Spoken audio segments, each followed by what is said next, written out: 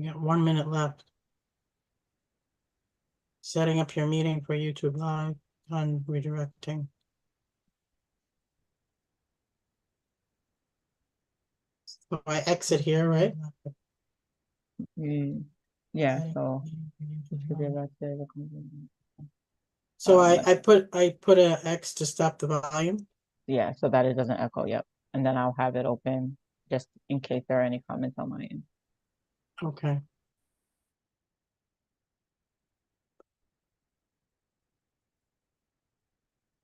Wait, I did the wrong thing. Okay, here we go.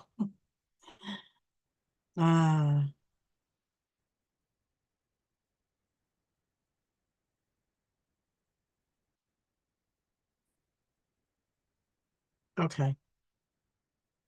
So now we will start recording. Resume.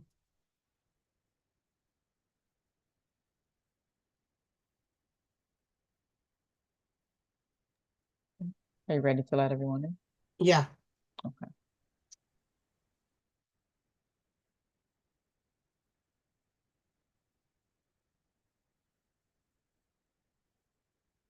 Thank you so much for joining us. You're welcome to turn your cameras on so we can see your beautiful faces if you feel comfortable. If not, we understand. I think somebody was on and then they left. I'm not sure what happened.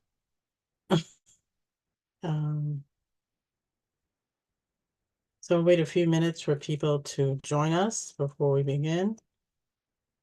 Again, I thank think you. that's what it was me, and I came back.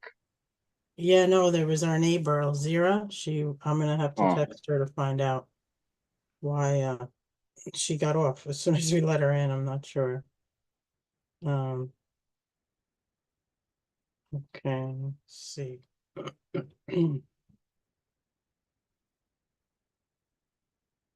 السلام عليكم يا نانو سامعانا? Oh, she hasn't connected yet? Just trying to connect to audio.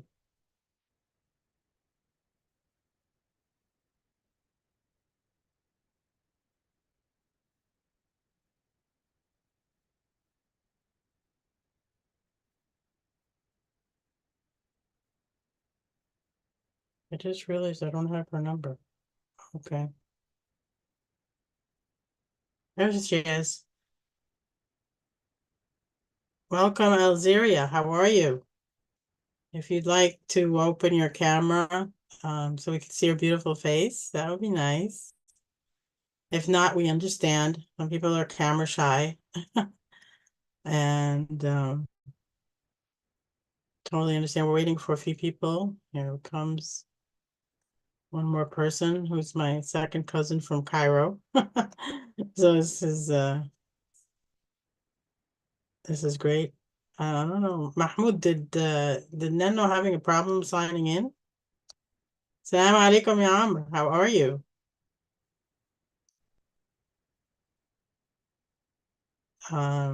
If you want to show your camera, that would be great.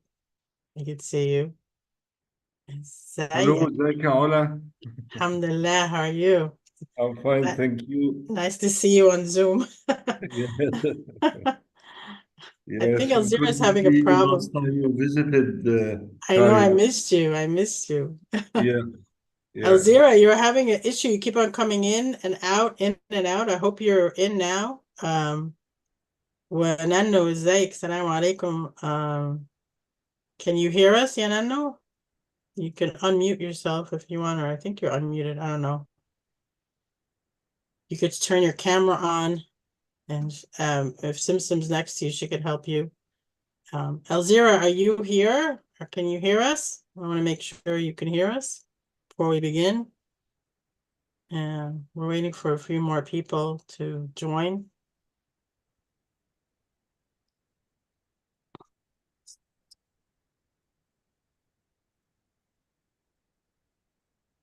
And I know Hamada said he was going to join, right? I think so, He signed but up. He signed up. He signed up. I sent him the link. yes, I met him. yesterday, and he said he will try. خلاص Uh, يعني we'll but send out the recording if he can't make it anyway. yeah, okay. So, Also, because it's 10 p.m. here in I know, Cairo. I know. Yes.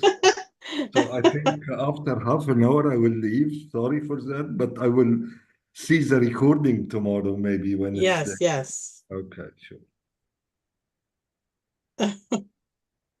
Okay, so I think we'll start because whoever's here is here and whoever's not. I'm gonna share my screen for a minute and um I'm going to share share in a minute. I'm going to share a, a prayer, which is what we use before we begin anything. But I'll just say a few words. Bismillah ar-Rahman ar-Rahim, in the name of God, the infinitely compassionate and merciful. I'll also use a prayer used by Prophet Moses, peace be upon him, in both Arabic and English. قل رب اشرح لي صدري ويحلل عقدة من لساني يفقهوا قولي. O Lord, open for me my chest and grant me self-confidence, contentment, and boldness, and ease my task for me. So I hope that I say everything correctly today and that you will understand me. Peace, salam, shalom, and namaste. My name is Sister Ola Nasser. I'm the founder of Our Common Beliefs. I officially began Our Common Beliefs in March 2017. My vision for Our Common Beliefs is to share the commonality between our Abrahamic faiths from the Islamic perspective, and by doing so to hopefully blossom and bring love and harmony between our Christian, Jewish, and other faith groups in our community. I believe that through love, knowledge, and education, we can blossom love and eradicate hate. And I thank you so much for your presence today, everyone. So before I formally begin the presentation, there she is. So welcome. Good to Thank see you. your Yeah, beautiful yeah. face. Yeah, thanks. So before we begin the event formally, I'm going to share my screen and I'm going to have you listen to our opening prayer, which Muslims say many times during the day, and it's called Al-Fatiha. And here we go. الشيطان الرجيم بسم الله الرحمن الرحيم الحمد لله رب العالمين الرحمن الرحيم مالك يوم الدين I can't turn it down. I don't know what to do. وإياك نستعين Unmute اهدنا yourself, please. الصراط المستقيم صراط الذين أنعمت عليهم غير المغضوب عليهم ولا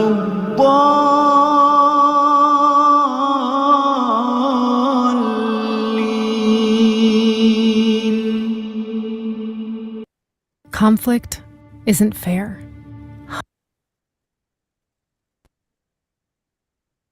Sorry about that. So we're going to ask everybody to mute themselves. And if you have a problem with that, Sister Fatuma, who's our technical assistant, can assist you with doing that so that there's no interruptions during the presentation. And then at the end, we're going to have a Q&A. However, if you have a question as I'm speaking, just use either raise your hand like this so we could see you, or you can use the reactions button on the bottom of your Zoom screen and raise your hand. So we want it to be as interactive as possible as I'm going through everything, but and then we'll formally open everything up for Q&A at the end, and you can raise your hand then. But do feel free to ask questions as I'm speaking or I'm doing the presentation.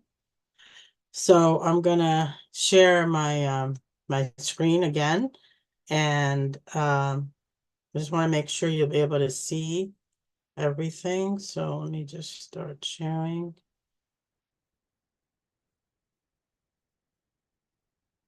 Okay, so Just 1 second. Okay, so if you can give me like a thumbs up if you can see the screen properly, that would be great.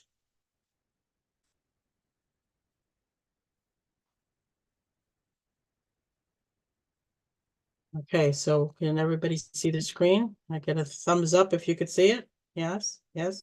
Okay, great. So, welcome to American Muslim Family Life. This presentation is dedicated to my late parents. This is the latest family picture I have of us. And the first part of the presentation, I will talk about my childhood in Egypt and coming to America as a child of immigrants. And the second part, I'll talk about my adult life in America. I'm now a volunteer and a board member of an organization that helps Afghan and other refugees resettle in America. The organization is called Open Arms for Refugees.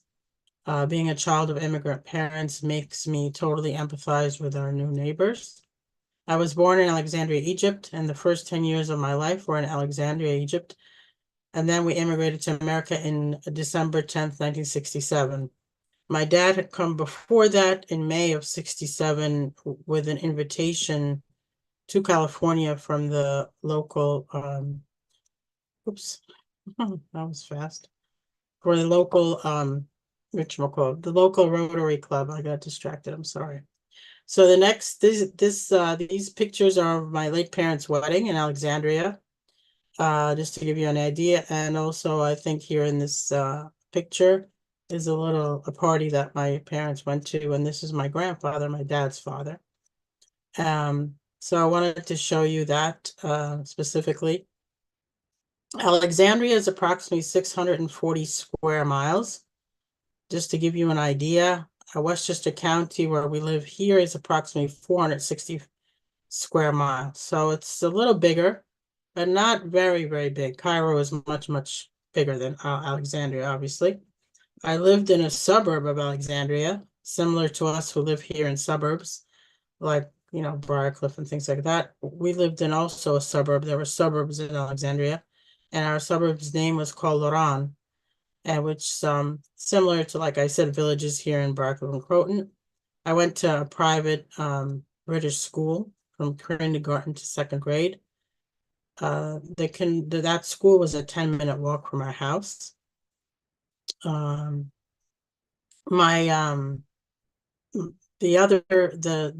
I went to a different private British school from third grade to fifth grade. And that was in downtown Alexandria, which would be like traveling for us here from Briarcliff to White Plains or a little further south, depending on the traffic, obviously. Maybe to more like to almost like, you know, in between before Yonkers a little bit, like in that vicinity, like depending on the traffic, how long it would take, but just to give you guys an idea that are local here. So the next set of pictures is my parents' honeymoon pictures in beautiful Lebanon, which is in the news a lot these days. So I thought I would, you know, highlight a little bit of that beautiful country. And it's considered in the Middle East the Parisian Riviera of the Middle East. And so I when I first saw this picture, I was digging up on the stuff that my going through things that my mom had left. And when I saw this picture here on the left, my arrow, my mouses, I really thought they looked like movie stars, you know. And I just love these pictures. And my mom, they went on by boat to Lebanon, and my mom didn't know, but found out that unfortunately she gets very seasick. So she was extremely sick, and during that time, but then had a good time with the rest of her honeymoon. And these are some other pictures of their honeymoon. You notice up here there was snow. So Lebanon has, you know, mountains with snow and things like that. It's very beautiful.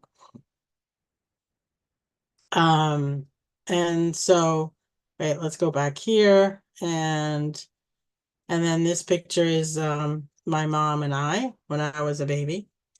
And it's really hard to find some of these black and white pictures, but I found it somehow.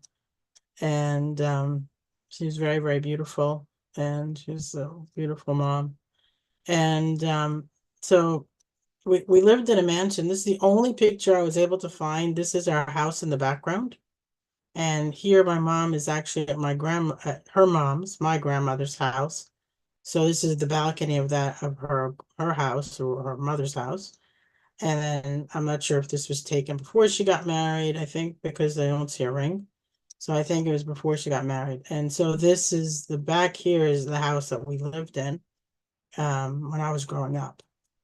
So we lived in a type of mansion type of house with a private garden. The house had a wall around the property. It had a private garage for cars. We lived in the third floor.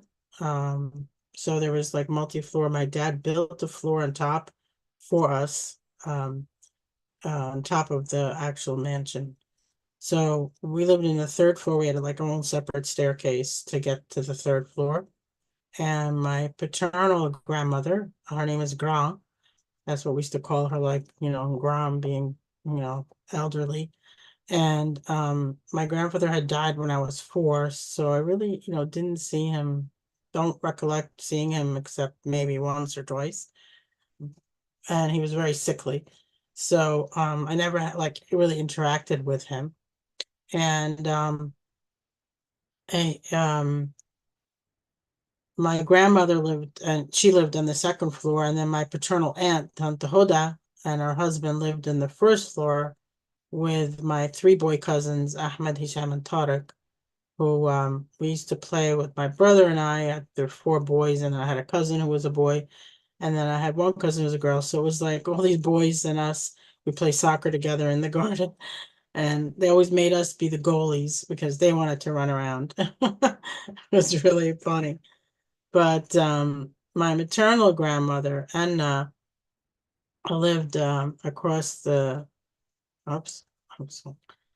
Wait. Oh, wait. I made it. Wait, just 1 second.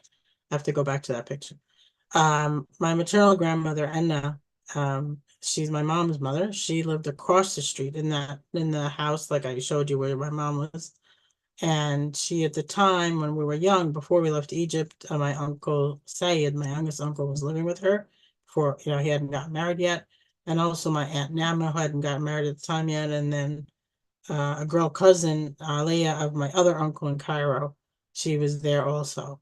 So we had like an upper class lifestyle, and very similar like to, Scarborough Manor, Bracklow type of location, maybe more like Scarborough Manor homes.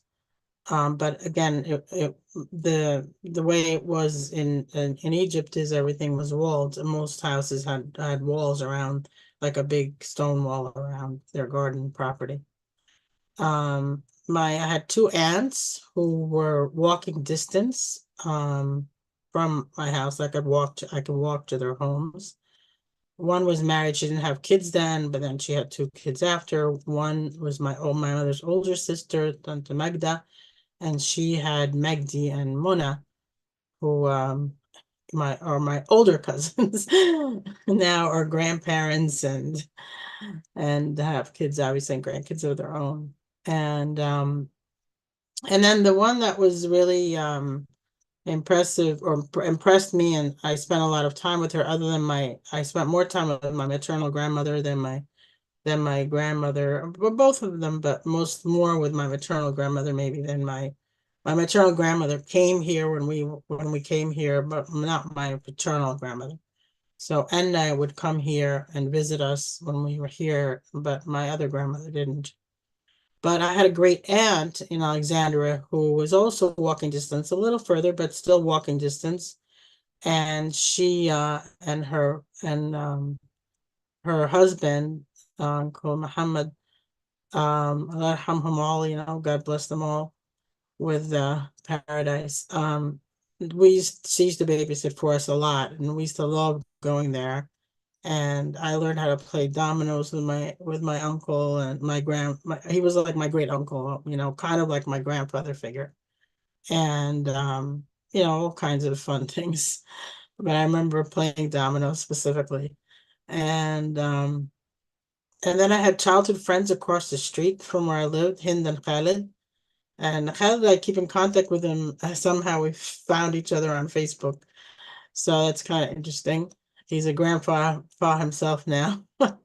So we played, garden in soccer with our cousins and spent hours watching and being fascinated with ants. I love ants to this day. And I always, I'm curious and wonder like why the Quran has a whole chapter named, after the ants. And so as a child, I was always fascinated with ants. But we used to play with blocks, dolls, teddy bears, dominoes, like I said, with my great aunt and uncle, all kinds of normal stuff any kid plays with. And we used to play, I remember my brother and we used to play teacher and student. That was always fun. But so like I said, I went to private British schools and from K to 3. And a lot of times there was, the one from 3rd grade to 5th grade.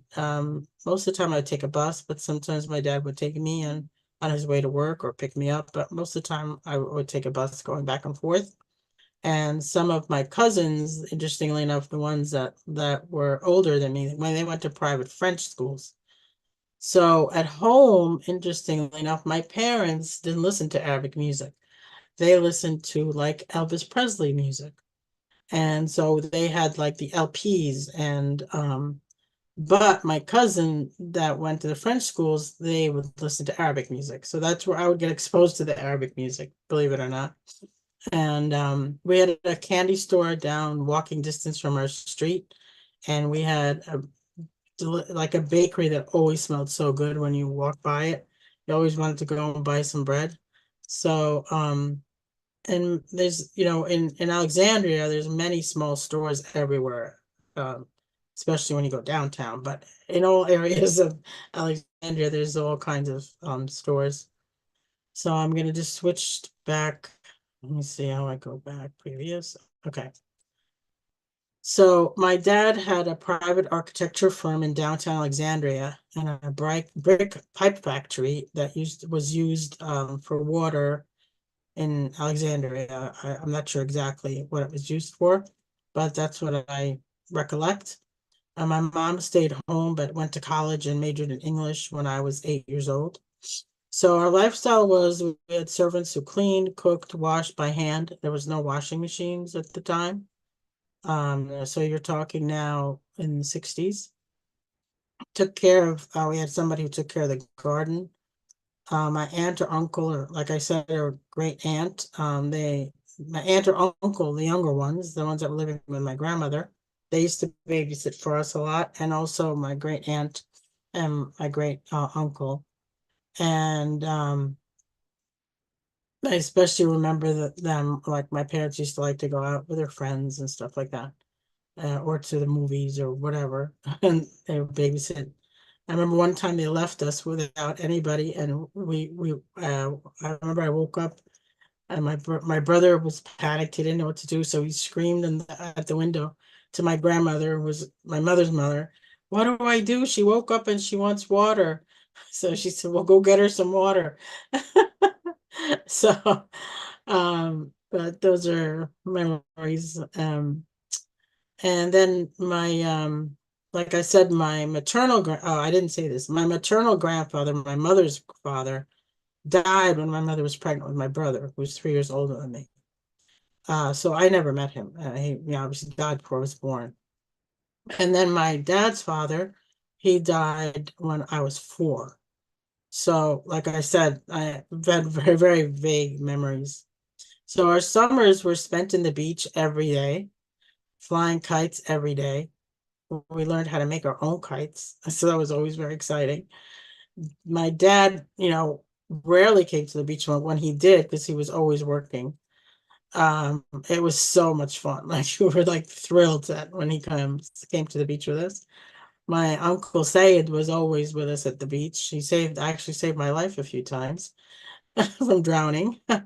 And the beach road was literally, walking distance from us, but there was not a good beach there where we lived. And, my mom would have to take the car to a beach that's not that far away from there. So really, like, everywhere you go, the beach is there, and it's a beautiful thing. And my mom missed the beach a lot when she came here, but was thankful that we lived near the Hudson River. So that for her, and to this, I remember before she passed, I'd take her walks there, and she just always says, "Oh, it soothes my nerves, you know, being by the water." And she's right. I feel the same way. So so my dad's work day was like split. He worked morning hours and then came home for a big lunch and siesta, and then went back to work in the evening. So I have like a really lovely memory of it as a child, of going in and lying down and then, you know, talking to my dad before he would take his nap. And then I would go back to mom and my mother would say, "I put him to sleep. I put him to sleep," you know, like as if I did something. But so that, and to this day, like many shops in Egypt and in the Middle East open in the morning, they close in the afternoon, and then they open again at night. But some are actually open all day and night. So it depends. But usually in the past, from my recollection, everybody kind of was, everything was in the morning and in the evening. And remember, like the weather in the Middle East, a lot of it, it's much warmer than here. And especially, you know, in not in the winter months, which are maybe a couple, but most of the year it's warmer than here. So it's cooler for people to shop and do their thing in the evening. A lot of people like have a like things like light like open up at night, when here we're like getting to go to sleep at night. There it's very lively at night because it's the cooler than in the middle of the day. So that's a little different in lifestyle there than here. So this was kind of my lifestyle. It was very safe, secure. I visited my grandmother's, aunts, cousins all the time. And, you know, just it was a very kind of, everybody was close by. And and once in, I mean, I don't remember, once in a while, I think Amr, my mom would take us to Cairo to visit, but I don't recollect that as a child. I recollect it later more, when I came back to visit more. But as a child, I don't recollect. I just remember thinking being mostly in Alexandria, and maybe we did go a couple of times to Cairo, but I don't have recollections of what they were for, because I do remember being in the car and looking at the moon and thinking the moon is always moving with us and being fascinated by the moon.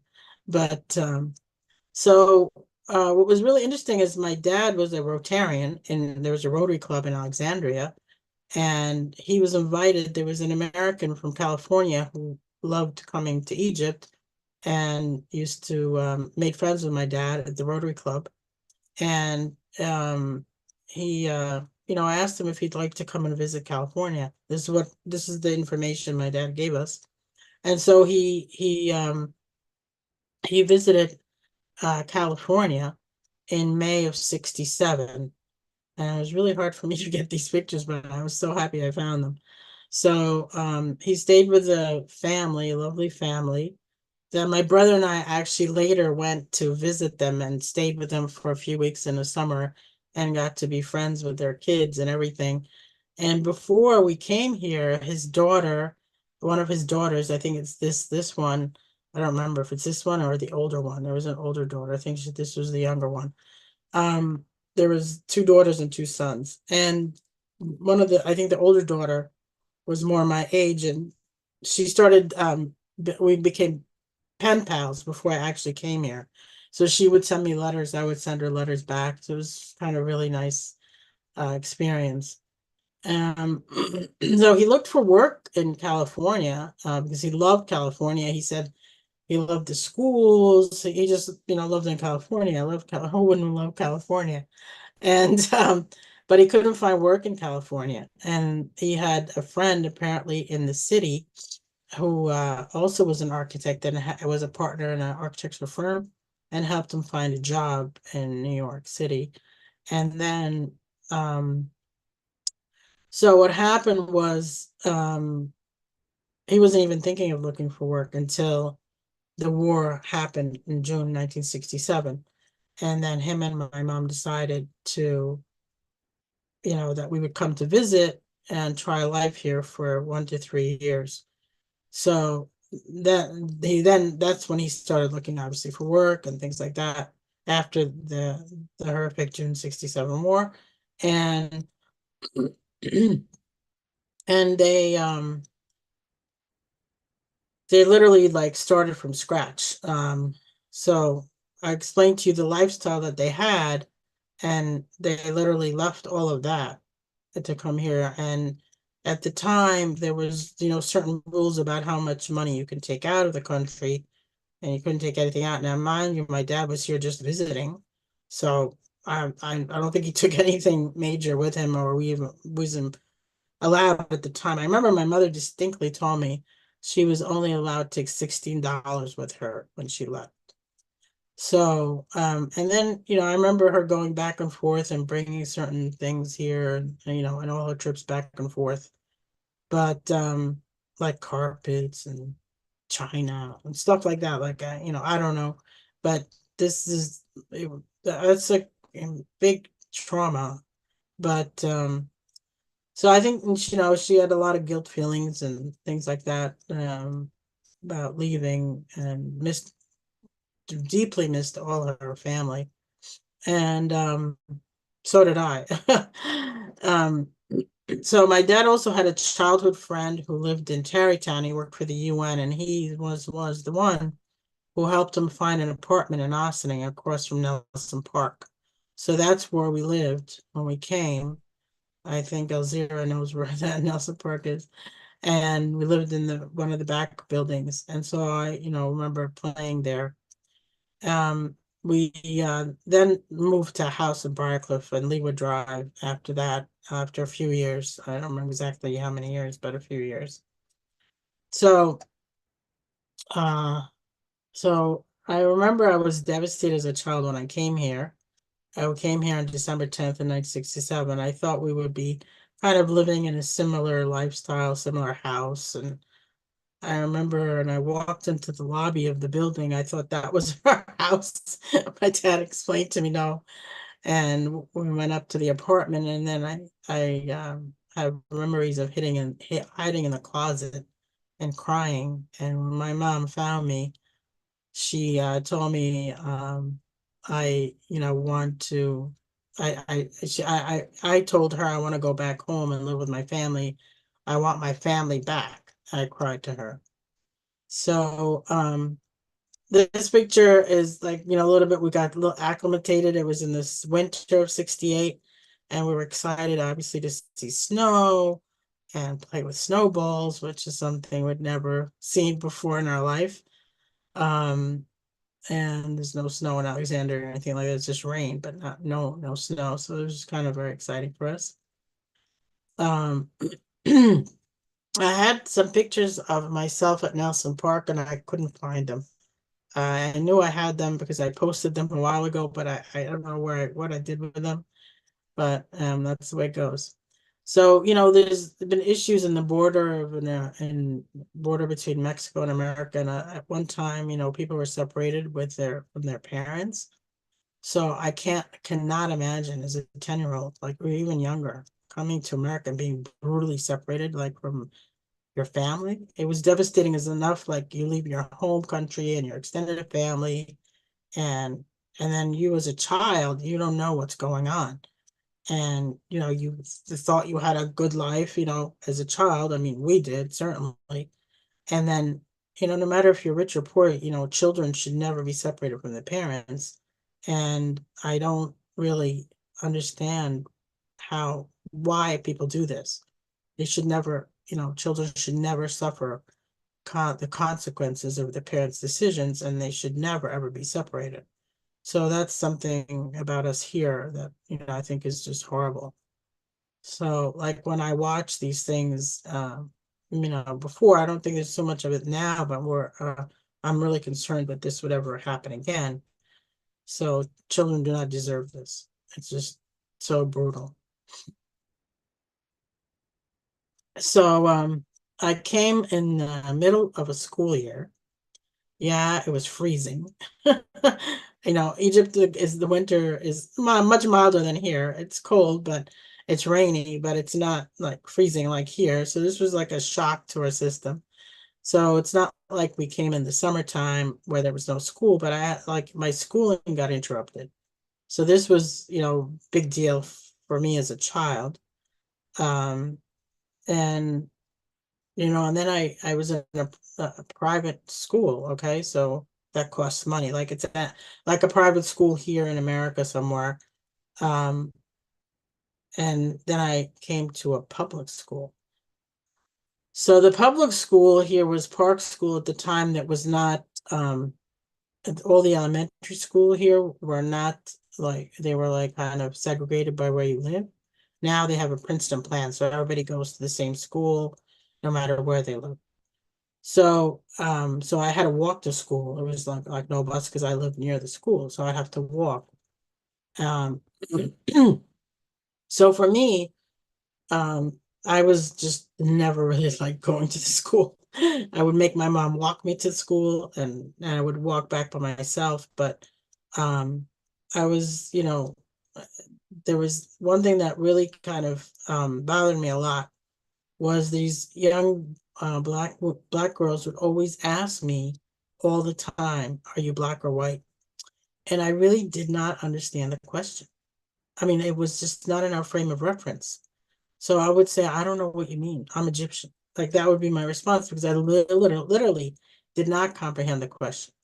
So color was not something that we ever talked about in Egypt, or was an issue, at least in my childhood, because in our extended family, we had members of on both sides that are many shades, from white as snow to very brown or black. So it was like, it was nothing that we ever talked about. So when somebody would ad nauseum, like literally ask me this question every single day, and it was wanted an answer like so desperately, that I couldn't give them an answer because I literally didn't understand the question. So those are things that are important from a child's perspective. And of course, some kids taught me a lot of bad swear words that I didn't know. And I would come home and say words, and my mother would freak out and say, "Don't ever say these words." So that was kind of my experience. And then, so I was really not, I came into fifth grade. I was not a happy camper. I felt torn from my roots and family, and was terrified actually to go to school. And I made my mom, like I said, walk me, and I was told, however, good news by my teachers, that my English was better than most of the kids in the class. But I did have a favorite teacher who taught math, Mr. Hines. I still remember the guy's name so much. I liked him.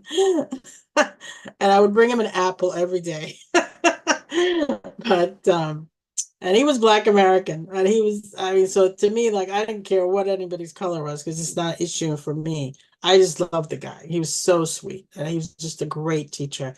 And math was like my favorite subject anyway.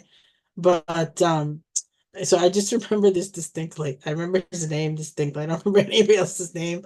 And I remember giving him an apple every day. That's how much I liked him.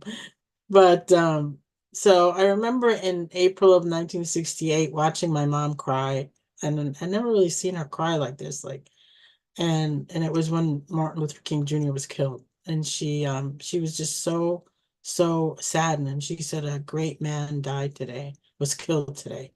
And I had no idea who he was. And of course, we all know who he is now, but as a child, I had no idea who he was. So my mom continued her bachelor education here, and finished her last 2 years at Pace. It was then college, now it's Pace University. She majored in English. And then she got a job at the Austin Public Library, and loved it, and continued to get her master's of library science from well-known Columbia University. And she graduated the summa cum laude. She was brilliant, my mom, God bless her. And then she became the assistant library director in the Austin Public Library, and then left and worked at the Pace University Law Library after that. So I had a best friend in my apartment building. Her name is Cynthia Corsella, but now she's Cynthia Pager. And she was also my age. She's Catholic, and we were still friends. We're still friends to this day. We were inseparable. We went swimming together and biking together, played in the woods and jumped over rocks in the stream. Went to the movies together, played so much Monopoly together that I can't play it to this day anymore. We ate lunch together every day. This is in the summer months. So I really didn't have any Muslim friends in town. I had two in Scarsdale that were daughters of from my parents' friends, and I saw them once in a while. But one of them I still keep in touch with. She's in DC. I just saw her recently, and the other one's in London. So I don't really see her except when she visits her mom. So the middle school years here growing up was better. My parents tried to find weekend Islamic Arabic schools. They found one in the city and one in Long Island, but we really didn't like them. So our parents stopped taking us, and then my Arabic became extremely weak, and my English became definitely my first language. And we went back to Egypt for the first time after 3 years. And I remember I cried for an hour in Cairo airport. The whole family was there waiting for us. And that was just such a huge, like, I'll never forget this event. Like, I remember just could not stop crying. So I missed everybody so much. And then as the years went by, we would go back, a few people would be there. And then now nobody waits for us. We get a limo, takes us wherever we need. But, I'll just never forget that. It was such an intense time. And so here I was a freshman in high school at the public school, but I had a horrible situation. I got punched in the face for no reason. My parents freaked out. I freaked out, and they decided to have me go to a private Catholic high school, which was called then Mary Immaculate, and it's in Ossining, and now it's called St. Augustine's. So I spent 2 wonderful years there, and I graduated early because my dad's job transferred him to Riyadh, Saudi Arabia, in 1974. That's another whole story by itself. And then I went to Pace University from 1975 to 1979 and majored in marketing with a minor in advertising. So our parents instilled in us, told us, really to work hard and you will succeed. And I remember working as a babysitter since I was like 12. And then I became a movie cashier, bank teller, and other banking jobs. And then when I lived in Saudi in 1974 with my dad, I'm trying to remember. Yeah, I think I was like a secretary, and maybe I didn't do anything then. I was young. I think I was a babysitter there. The second time we went twice. That's when I worked as a secretary and learned secretarial stuff. So, and then when I came back, after that, I was in corporate sales for 10 years in two different industries, computers and communications, data and voice communications. So I remember as a child, when I would get like $1 or $2 for babysitting money, my mom opened a bank account for me and would take me to the bank to deposit that. So to teach me like how to save. So, and they saved every penny. I remember, literally my dad would sit, and in the kitchen table and add like all the expenses and things like that. So he taught me a lot about money and saving money and making files and being organized. And so I have to, each one of them taught me different aspects of things in life, really. And I remember distinctly my dad and my brother and we mowed our own lawn for many years until then my dad started hiring a gardener. But I remember using that mower. It was really hard. And we did that in our home with the kids for a long time too, here before we decided to get a gardener ourselves. So it was very hard growing up feeling you're different. Many people actually thought I was Hispanic and used to joke and say "Hola, hola," which I still get told this day, "Hola, hola." It's like become so old, but then I correct them and say, no, actually my name means wave in Spanish because it's spelled O-L-A. And they go, oh, you're right. So anyway, my parents kept on talking about making friends who come from a good family. I really didn't understand what that meant. Growing up in America, I just made friends with the girls I felt comfortable with, and I never, it's something we didn't really ever talk about family stuff. So all my friends are mostly Christian, mostly Catholic, because I went to Catholic high school, obviously. I never understood what my parents meant by family until I moved and lived in Egypt and worked there for a year in my early 20s. And I became, by the way, a U.S. citizen when I was 16 years old. So I remember that day. I don't remember the day actually, but I just remembered that event. I don't remember when, but it was, but I was 16. So after I finished college and started, let me just see what the next picture is. Oh, okay, now we'll go back. Sorry. Oops, I'm really like screwing up here. Sorry. So when I finished college and started working full time in Westchester in the city and came back to Westchester, I joined a mosque in Harrison, and from there started a Muslim social youth group with some friends. I didn't really meet anybody. We were just having fun and going having picnics and hiking, museums, and just getting people together. And so it was just kind of like it grew from word of mouth. And then our mosque today, Upper Westchester Muslim Society, started by renting because the mosque in Harrison closed. And so our mosque started by renting the Briarcliff Congregational Church for a while in Briarcliff many, many years ago. And then we moved to Pleasantville in a some sort of office space, and then to a bigger office space in Thornwood. And then we now have our own. Then we actually rented another church, Congregation in Chappaqua, for a while, and then now we have our own space in Pleasantville, the Upper Westchester Muslim Society. It's very beautiful. I was blessed, to meet my husband at a local Egyptian social club in Ardsley that used to meet once a month. After praying to Allah to help me, because I had told my mom that I really didn't like anybody in the social group, or didn't like any of the suitors that came to the house. And I said to her, I don't think I'm going to get married. So she was freaked out, It was always like freaking out about this subject. Well, anyway, so I really told her, look, I don't think, marriage is in the cards here. And then obviously Allah had a different plan. Alhamdulillah, thanks to God. We met very quickly in the social club in January. We got engaged in April, got married in July of 1990, and we lived in Brewster for 1 year in a condo, and then found the house in Briarcliff here 2 years later. And it's literally was right like 3 minutes drive from my mom's old house, and then she moved to a house closer to us. My brother was married earlier and lived in the city, and then eventually moved to Greenwich, Connecticut, and where he still lives.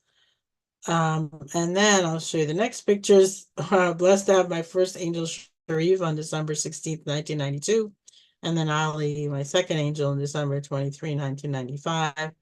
And these are some pictures of them. This is Sharif taking his first bus. He was always loved the little bus when he used to come around the neighborhood when he was a little toddler. And then I'm glad I found this picture of this, his first bus going on the bus. And then this is a picture in Disney World. And then this is a picture of my nieces. And now they're all obviously adults. This one, Sophie, has her own baby now. And Lara is going to be getting married next year. And Emma's in Tennessee. Lara's in California. And Sophie's in DC. So everybody's all over the place. So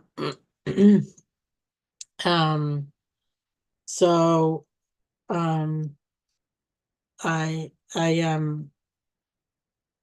me see. Okay. So I was working until I was pregnant with Ali, and I decided to quit an excellent sales job with a very high salary and excellent commission and excellent benefits. Because I was really stressed out at the time, and it was a very big load to, have a child and work, and God bless moms who can do all this. I just couldn't do it.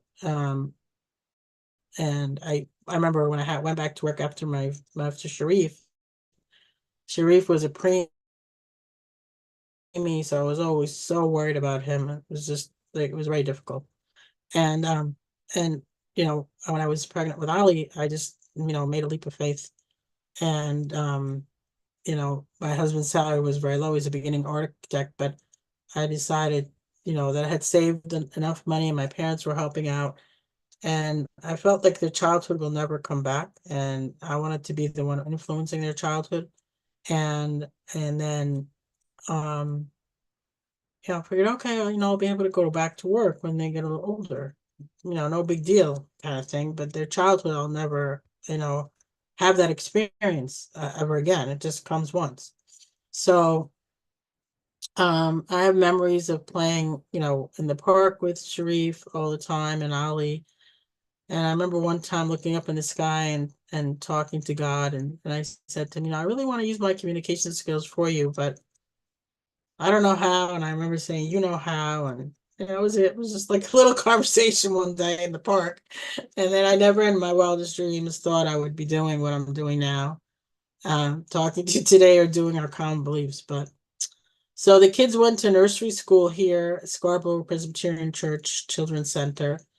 It's a kids' nursery school. There was no Islamic nursery school around, so I wanted them to go to one that had, at least in a church where at least they have values of God.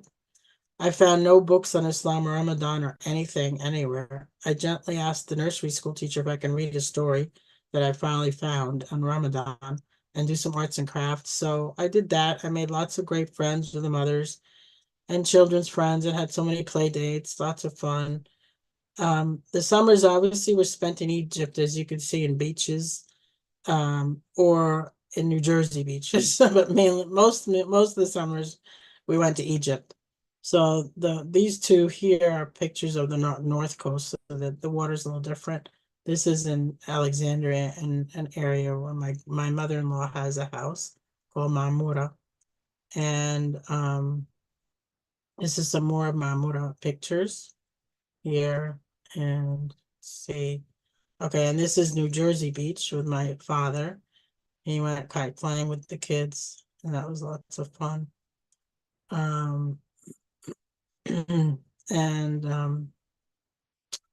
so my dad had a great time. This was actually Long Beach Island, as I recollect.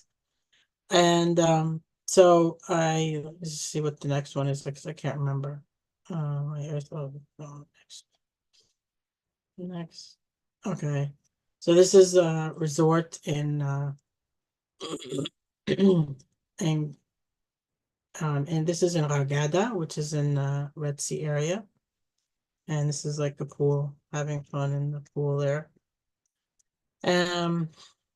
So during the school year, I would just, volunteer the PTA and do that kind of stuff. I made lots of friends, and I was a treasurer. One is like I think a co-president at one time.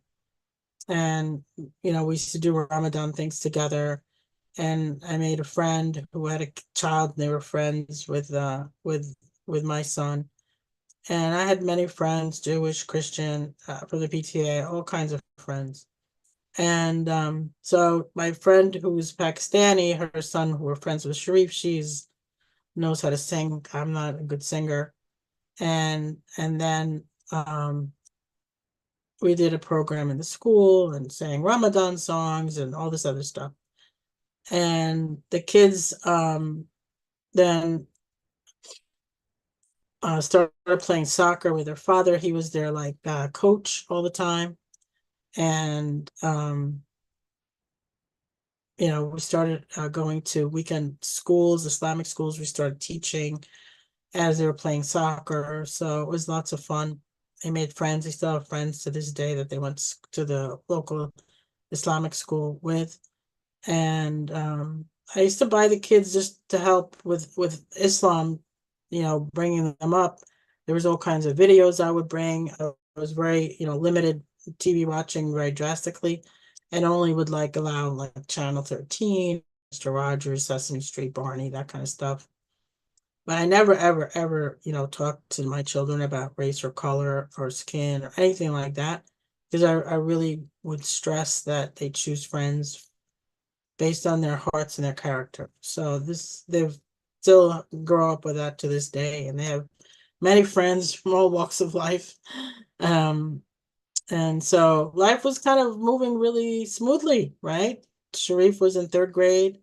Ali was in kindergarten. Many other summers spent in Egypt and, like I said, New Jersey beaches. And then Tuesday morning, September 11th happened. And, my reaction was I freaked out. And my neighbor, my mom's friend calls me up, says, turn the TV on. And she knew that I don't watch TV. So I was like in shock. And my neighbor next door comes over. She's my Jewish neighbor, her husband was our dentist. And she's like, it's a terrorist attack, it's a terrorist attack. And I was like freaking out. I'm like, what is going on? Anyway, I really, I didn't even understand what she was saying. Like I was just like in shock and turned the TV on and was hysterical, calling the schools like a lunatic and thinking, oh, my brother works in the city, called my parents. They said, no, he's in London. I have tons of friends who work in the city. I used to work in the city. I had people I knew in the World Trade Center. So I was like, my head was all over the place, like everybody else's. And, I'll be very frank, when I watched this event, I had no idea who the Taliban was or who bin Laden. And from my living in Saudi twice, there was a huge construction firm called bin Laden. So that was the only thing that I knew that what bin Laden meant to me was a construction firm. So I had really like no clue about anything. And I was just in shock and awe like everybody else was. And I had lived, like I said, twice in 1975 and 1981. So I really couldn't comprehend that, like after an hour, the news was saying that the US government figured out who did this. Like to me, this was like the biggest disaster to happen in America. And it was, to me, it was just not logical that we would know who did this without a thorough investigation. All I remember saying to myself to keep calm was, God doesn't do anything bad. Only bad people do bad things. And I still believe this to this day. Evil is done by evil people. God is good all the time. So, so my friend and I were crying and hugging. We didn't know what to do. And so we came up and she spoke to somebody at the local library. And we did an event called Muslim Neighbors for Peace. And something positive amid all the insanity. So our goal was to show people like, they were part of the fabric of America, and we were in fact very peaceful. We all pay our taxes, our citizens, law-abiding people, and we were Americans. And we were part of the PTA. I was a treasurer at the time. We're doctors, lawyers, architects, bankers, university professors. I mean, every, industry. And I asked several friends from our measure to participate. Many were scared, but a handful participated. And then from there, like things started exploding. Like people were calling me to go speak at churches, libraries, businesses. So I guess my little talk with God in the park started becoming true for real. I started reading and learning and talk to my heart. I did not cover my hair like at the time and would take a hijab and kind of put it on and take it off. And show people like, look, I'm the same person, like scared of a scarf. Like I would tell them this is just a scarf. And that these women are just as petrified as you because nobody knows what's going on. So I would encourage them to have tea with their neighbors. So, and then I don't have pictures of this, but I actually have a whole presentation on this. So my husband and I took turns and went on the Hajj with friends because our children were too young. He went in January 2001, and I went in January 2004, and then we went as a family in December 2007. And I have like a whole presentation on that event, and I'll be doing that presentation in May 18th, 2025. So save the date if you're interested. And so I decided I thought a lot about before going about covering my hair, and then I decided after the first pilgrimage to do that. It was the best decision for me personally, and I have a strong sense of being protected by Allah, God, and his angels. So alhamdulillah for that. So this is after I came back from the Hajj, and this is at Disney World. Like this is like this is in 2004. This is the Kennedy Space Center. These two pictures were when we went to Disney World in 2000, I believe. Or maybe this was the same time. I can't remember now. They gotta look the same age, but maybe not. I'm not sure. It was like 3 years apart. And so I just thought I have to throw this in. These are, you can't go to Egypt without showing kids the pyramids. And so this was one of our family trips we showed them all the different types of pyramids. So like every time we go, we try to make, when they started getting a little older, like a theme. Like one time we showed them all the mosques. And then these are just some like family pictures when they were younger. And I didn't have time to show some recent family pictures except the first one I showed in the beginning. But one of the most amazing trips was going to Luxor and Aswan on a boat cruise in January 2015. And this was a very memorable trip for all of us. And all the family, my husband's family, was all together in this trip. So this is my husband and my sister and his brother's wife, and let me see, another sister here. And Nenno's I don't know when Nenno's here, yeah. See it right there in this picture. So it was just a really fun trip with everybody, and it made a big impression on the kids. And we learned a tremendous amount of information about everything to do with all these places. It was really amazing. And the boat was really beautiful. It was small. It wasn't like these huge, like boats. It was very, very nice.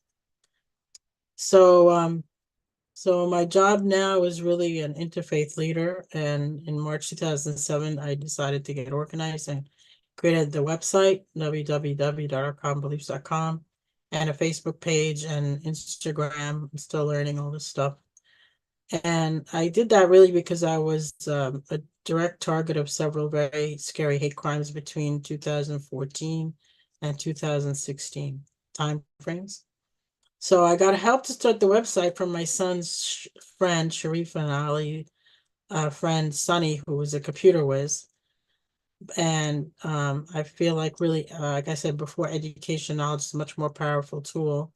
Communication and dialogue from the heart is very important and absolutely critical.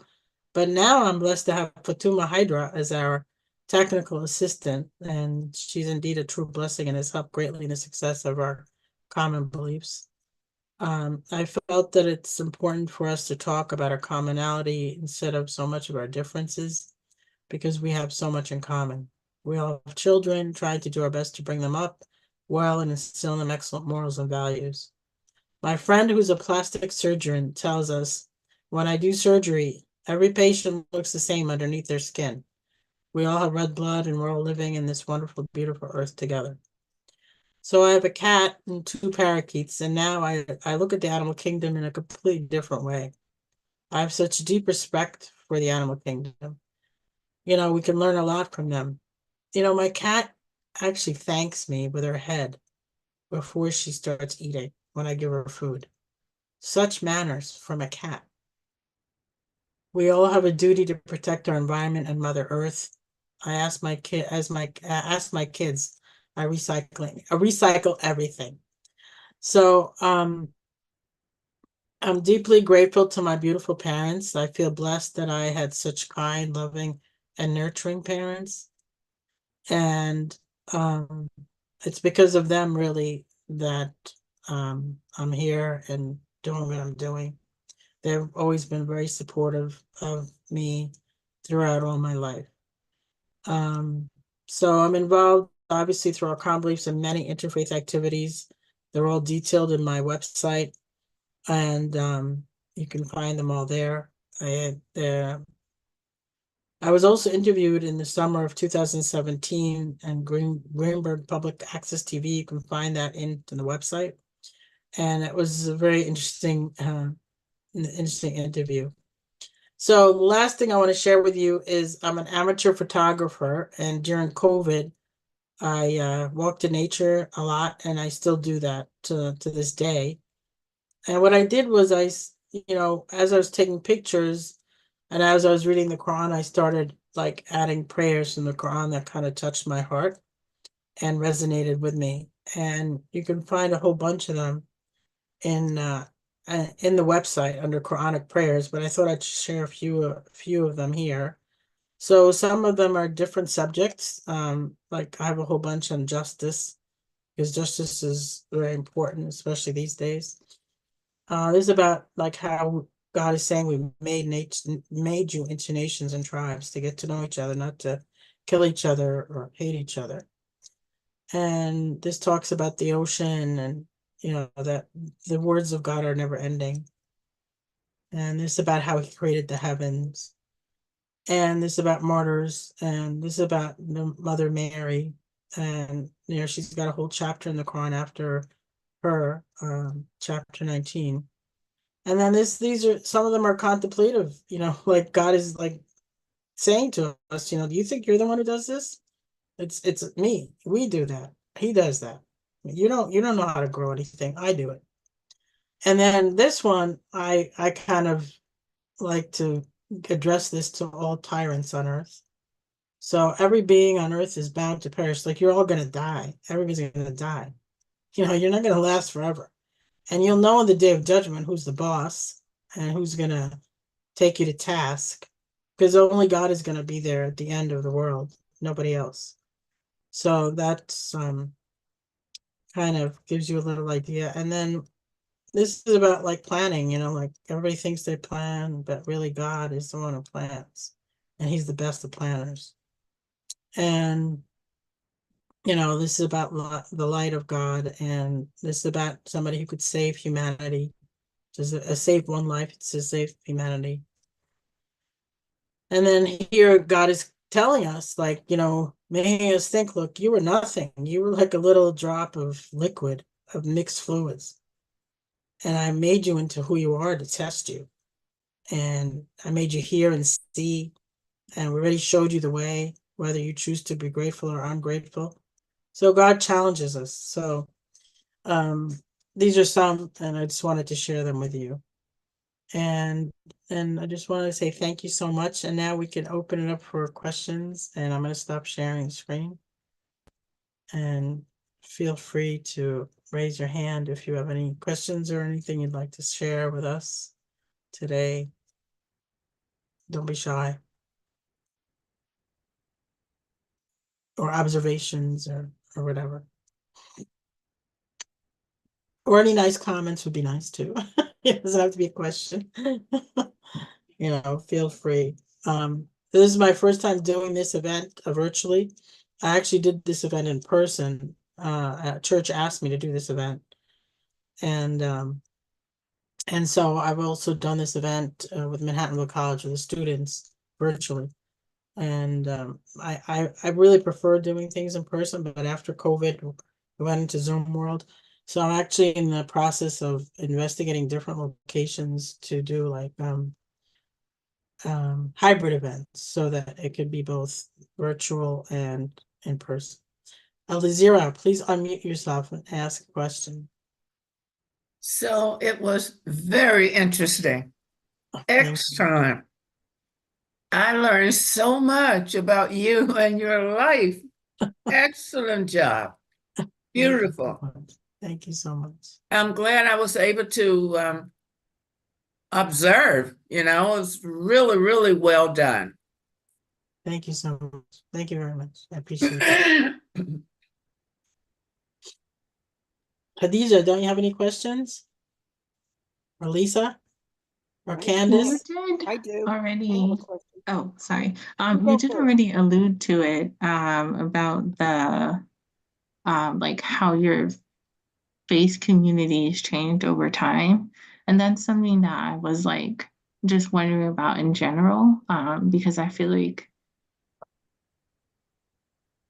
like as I'm about to like begin adulthood, I feel that like my needs are different. And not that it's been like controversial, but like I've definitely gotten some pushback of like, oh, do you really need that? Or do you really need this? And it's like, yeah, it's something I'm seeking. What do you mean exactly? I'm not sure. So like for example, I wanted more practices in Judaism that were centered on being African American rather than like mainstream Judaism, which is like more based in European practices. Like what would that look like? And recently I spent Rosh Hashanah with all Jews of color and like got to see what that looks like and was like, oh, it I have to go somewhere else for these things. Like they're not going to be found in your average synagogue because it's mostly a white population there. Yeah, like that. Interesting observation. Yeah, I mean, Lisa, you wanted to say something before I say anything. Yeah, no, I just wanted to echo what Alexandria said. I'm sorry, I hope I'm saying your name correctly. The first comment that I also really appreciate. I also learned so much about you, and I also came to realize that you and I immigrated at the same age. And even though our obviously birthplaces and circumstances were different, I could relate to the way you were describing your feelings of dislocation and suddenly finding yourself in this whole new environment. I also, like, my first year in school was also fifth grade. So I was just Oh, like really? connected to your story at that part. So I thought that was really beautiful. And I liked the whole presentation, but it gave me like another connection to your story. And as for a question, I was kind of curious about your son's experience. You talked about like when you came and some of the things that you faced, and obviously it's not linear because then you had some of the horrible experiences you had in adulthood as well. But you talked about how in their childhood you were able through the PTSA and in nursery school to have this like incredibly, it sounds like, positive impact in bringing cultural practices and readings, and parents, it sounds like, were pretty receptive, which actually is so heartening because I'm not sure that would be true in some other communities. That sounds to me quite successful. So I'm curious what their experience has been in their school settings. Now they're obviously older, but as kids, did they face mostly a warm reception as Muslim children coming up, and kind of what would they say like has been their generational journey being Muslim kids and young people? So, when they're young, things were easy. And I wasn't very involved in the PTA until a certain age when they told me no more. But then in the middle school, I remember I was a substitute teaching then at that. That was a very difficult experience. But my son did have a bad experience. Somebody, said the swear word for him for no reason. Like they was just standing on a lunch line, getting food, and out of nowhere, this kid like called him an Arab bitch, and they used to play soccer together. So like that came out of nowhere. But I advocate for my children, and I made a big stink about things like that because will never tolerate that for my children. So I remember that experience, and they were selective, I guess, about their friends. Sharif was kind of like almost had two personalities.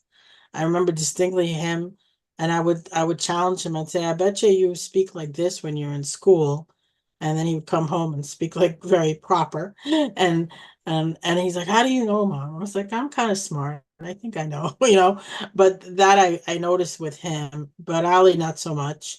And I think they had friends also in the Islamic school in the weekend, and that really kind of helped so that they didn't feel like they were different. You know what I mean? Like in that perspective, we really wanted to ingrain their faith in them at a young age.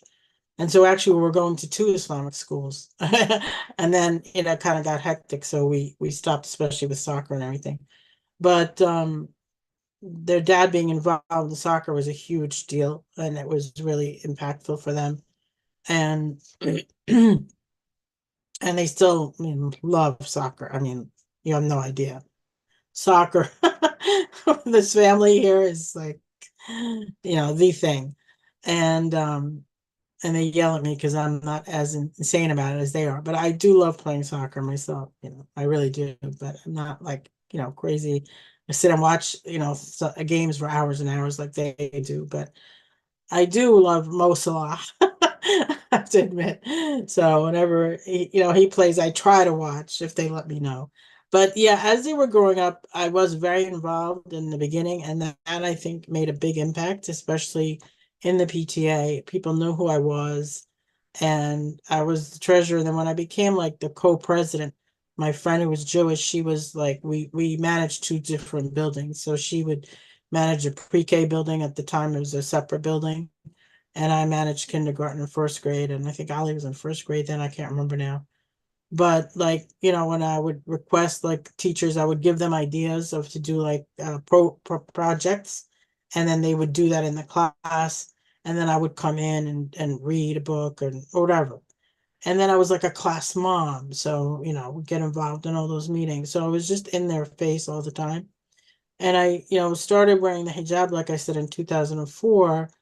So they were still, in elementary. And then I do remember that after our family pilgrimage in middle school, Sir Ali's teacher invited me to come and do a presentation. So, that was pretty big. High school, I was not involved in doing anything at all by that time, but in middle school, still, off and on. So, and I do remember distinctly after 9/11 telling them, somebody bad did something really bad. That's it. I mean, I don't want to ever, label a faith, because to me, anybody who does bad things doesn't have a faith. And, I didn't want them to feel any negativity about their own self and their own faith. And, I still believe this to this day, that, people that do evil things are very troubled and are lacking faith, and their heart is deeply troubled. So, that's something to me at that time was very important, because they were very young. And, I still don't like judging people by any kind of anything. I look at people's hearts in myself, and so do they. Candace, please tell me your question. Hi, Ola. I love Hi. you deeply. I didn't I hear you. am the Sorry. dummy. I'm the dummy who actually went to the mosque here today. Completely went over my head that it was in Zoom. But I did make some new friends there, so that's okay. But listen, I wasn't sure if Khadija wanted to say anything else about what she was saying. I didn't quite get the whole thing about that, because I think it's probably the same thing in a synagogue as it would be for the Christian church too, because what was it that Martin Luther King said once, that the most segregationist place during the week was on a Sunday? Oh, The wow. Christian churches, because you have the white Christian churches and then you have the black Christian churches. So, but I just wanted to see if Khadija was finished or if she had anything else to add. Yeah, I mean, I've never visited a mosque. I have been to synagogue and temple and church. You should But I've come. never visited a mosque, and I guess my other like thought with that would be like, is my assumption correct that it's like not race separated in a mosque? Yeah, okay. Absolutely There we not. go. And that like our practices like in Islam, are they like similar? Like, do they not vary differently depending on where you're from? Yeah, I mean, our mosque, most mosques, or our mosque specifically, I call it the International Mosque. So you'll find people from every background. I mean, from you name it, American born converts, or American new generation, Muslims, like their parents came and the kids are all Americanized. So you can't even figure out where they're from originally. And then there's all kinds of people from really every color, every walk of life, from Senegal to, Indonesia to Pakistan to Egypt to Palestine, Syria. I mean, everybody and anybody's there, and it's a very, warm and inviting space. So, and all mosques are, I mean, most of them is whoever lives in the area, like, will go to that mosque. That's kind of how it's structured. But some people, prefer one or the other, but mostly it's like whatever is really close to your neighborhood. So there's a mosque in Peekskill. There's a mosque here, a small, teeny one in Austin that nobody knows where it is unless I show it to them because it's kind of hidden away. There's the big one in Pleasantville. So they all have Friday prayers. That's the sermon time, or like on Sunday or Saturday for the Jewish faith or the Christian faith.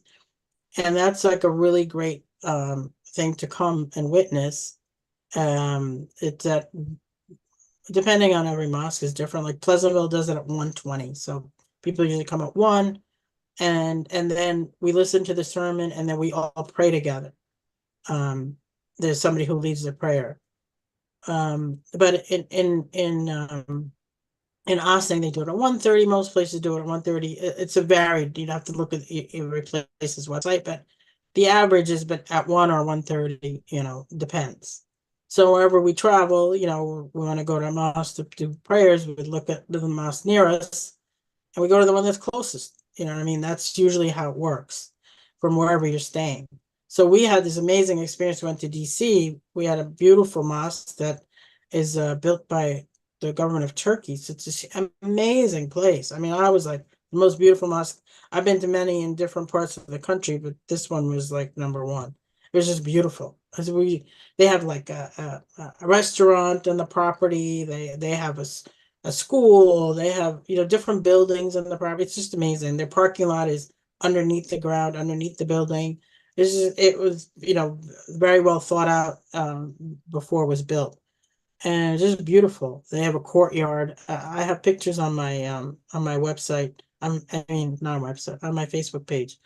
So yeah, very international. So there's people usually in all the mosques that are, every walk of life you can think of. So but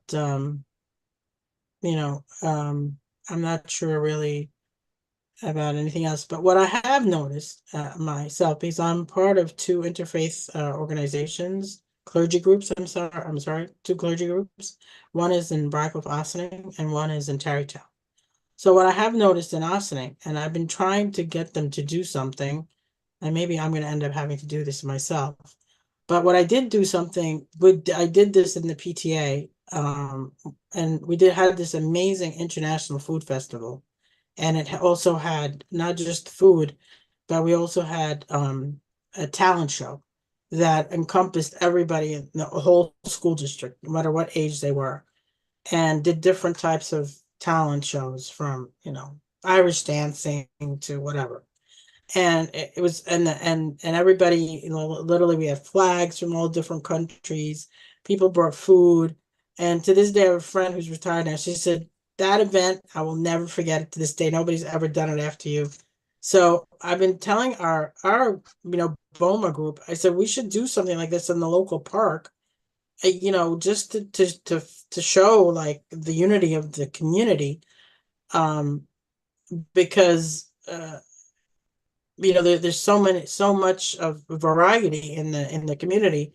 And what I did notice is, there is a church called Star of Bethlehem that is primarily, Black. And I even suggested like they do a rotation among all the churches. Somebody from this church can go visit the other church, or do like a visiting thing. Maybe not all the churches in Austin are like that, but that one specifically is, I've noticed. It's a Baptist church, but so yeah, I maybe that is the same case in the Jewish faith, but maybe Lisa would know more than me about that. But in our Muslim faith, it's a beautiful thing. You know, you see a rainbow of colors, right? Fatuma could tell you about that more. Fatuma, what's if you could tell us your experience, that would be great. At the Mount Vernon. Can you like raise your voice a little bit, and can we see your camera, please? Sorry, about the experience. And we can't hear you properly. Oh, wait, like. All right, can you hear me? Better now? Yeah, that's better. Okay, restate the question again. You want me? Can you tell us your experience about how your mosque that you go to is an international, like all kind of, you know, Yeah, rainbow I of think colors that you yeah, have so I think it's experienced? very similar to your mosque, from how you described it. I think it's also the nature of like where it is in Westchester, right? So it's Mount Vernon is really close to the Bronx, so we get a lot of like the diversity of the Bronx who might have moved to Mount Vernon and are attending the mosque. So very similar, like the heritages that you mentioned are also representative in that community. Yeah. Candace, do you have any other observations or questions or comments? Oh, yeah, I missed the beginning because I was on the way home from the mosque. Oh, But what were the conditions in Egypt that made you leave? I don't really know. I do have close friends that are Egyptian, but we've never really talked about it. yeah. So my father had said in the beginning of the presentation that you missed was visiting actually here in May of 1967.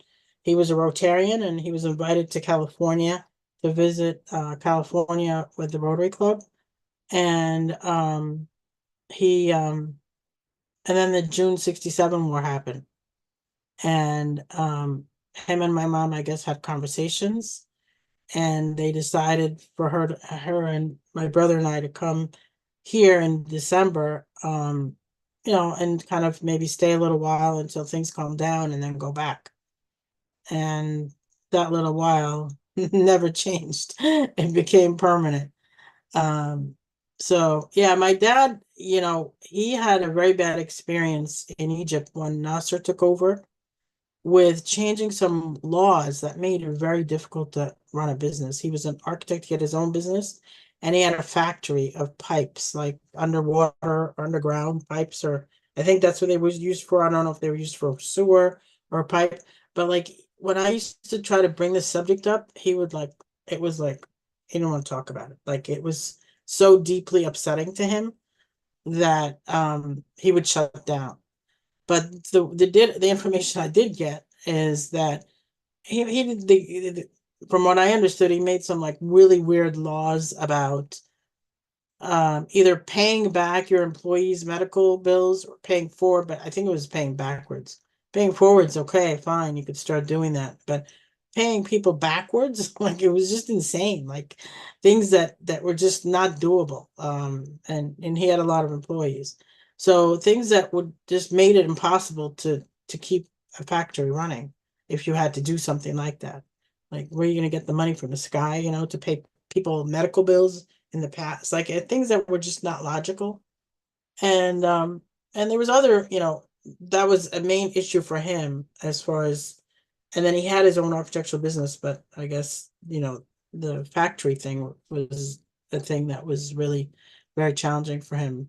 But like I said, every time I would try to get more information, it was like a dead end, you know, like he would That was just more economic. It wasn't so much that you were being discriminated against as a woman, because that wasn't an issue then or now, correct?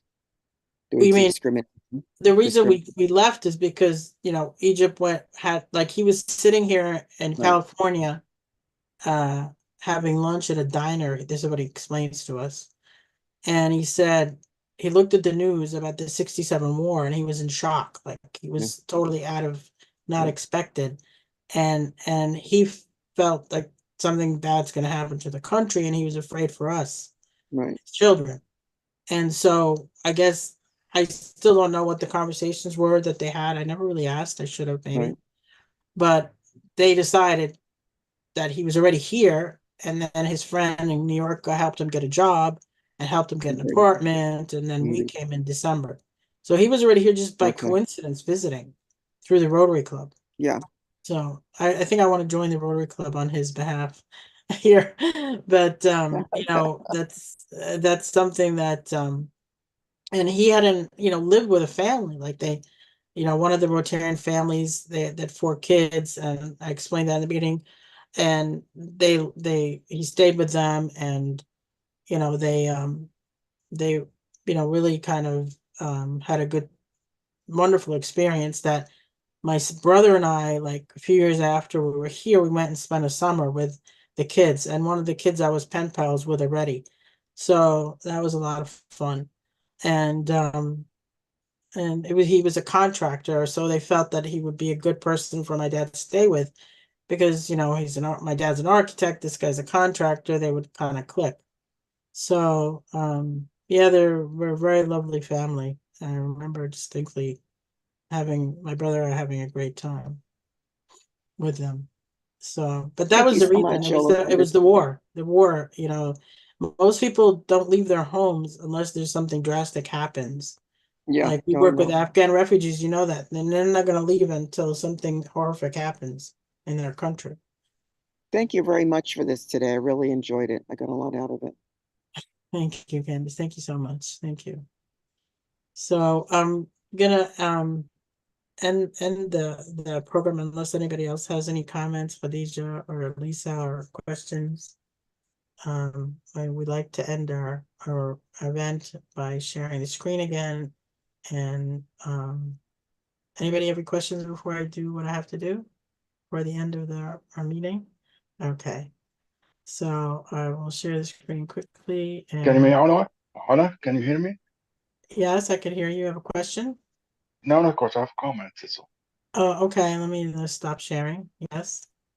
No, I just want to make sure that everybody understand that there was no discrimination against women, or the woman was treated different in Egypt then or now.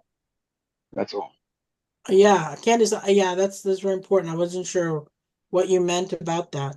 Can you ask your question in a little more detail, Candice? No, because somebody was asking about that you left Yeah, Candice because is the one I was asking, so that's why I'm asking her to expand on her question about that. Yeah, no, I just was wondering if Egypt had that history or of discrimination No, against women like some of the Middle East well, countries do. I think Afghan is very unique in that. No, Egypt, thank God, never had that.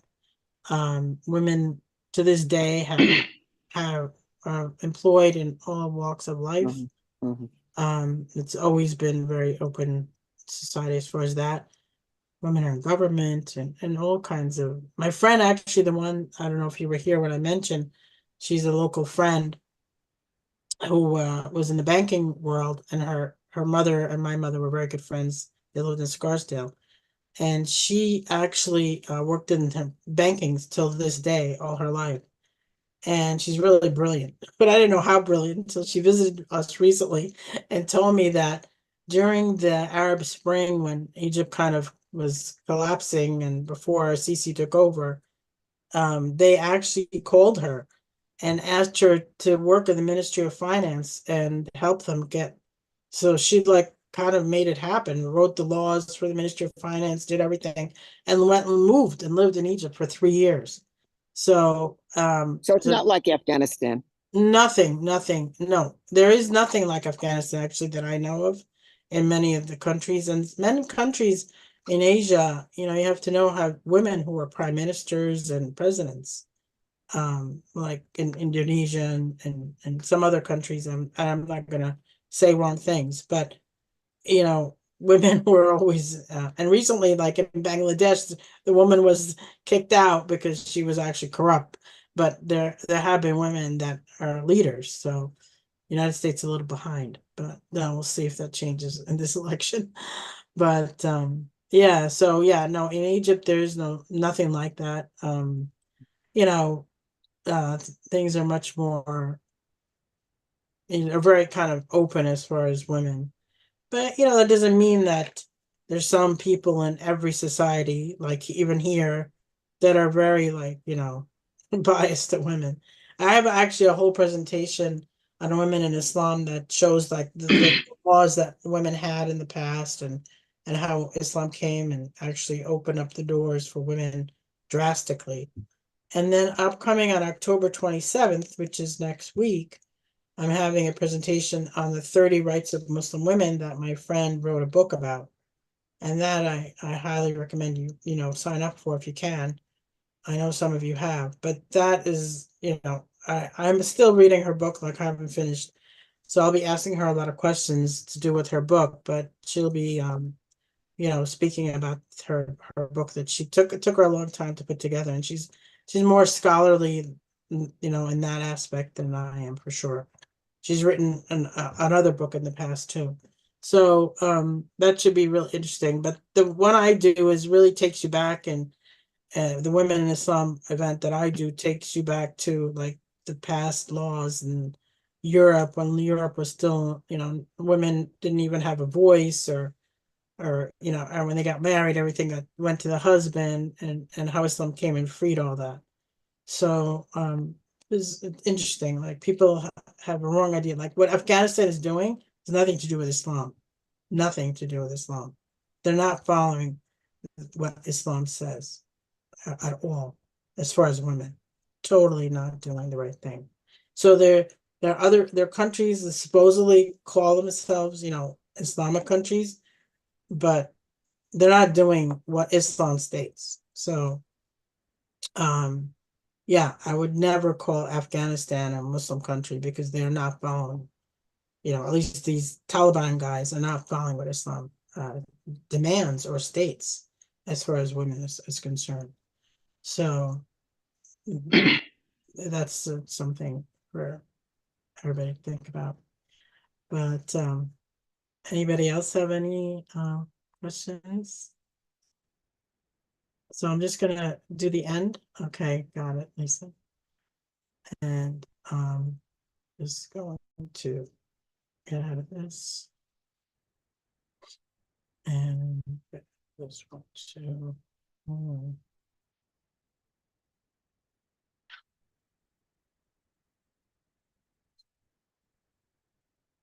So we're just going to end with this call to prayer.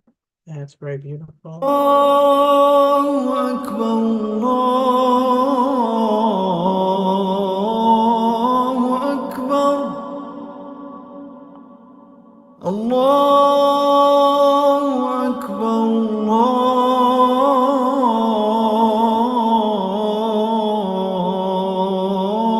الله أكبر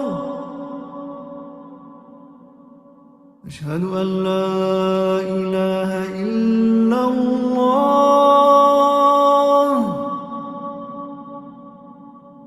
أشهد أن لا إله إلا الله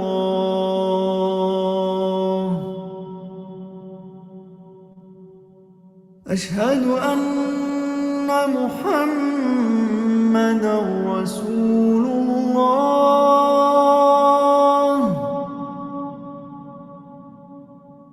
أشهد أن محمدا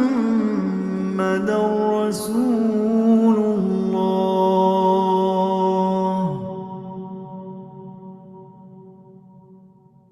حي على الصلاة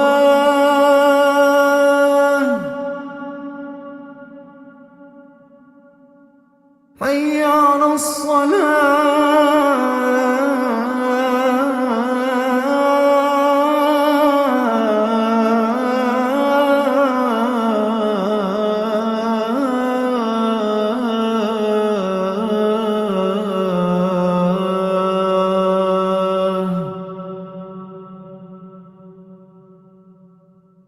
حي على الفلاح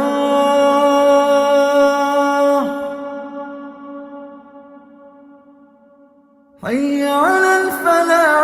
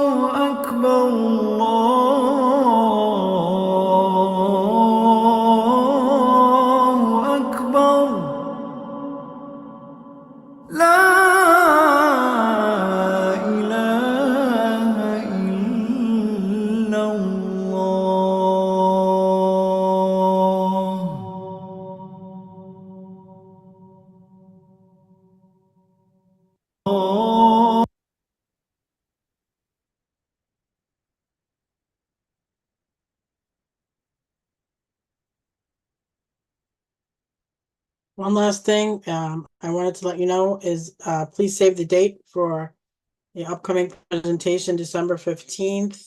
Sunday, Angels in Islam is our next virtual presentation. Until I find a home to be able to do hybrid presentations, this will be our next presentation. Thank you, everybody, for attending. And I think Fatuma shared the flyer in the chat. If you want, there's a survey that we want to share with everybody that I think maybe Fatuma already shared. I'm not sure. And I'll also share the survey in my email when I send the recording out to everybody. So I would really appreciate knowing how you feel about our events. And thank you and have a great afternoon. It was a blessing being with all of you. Salam alaikum.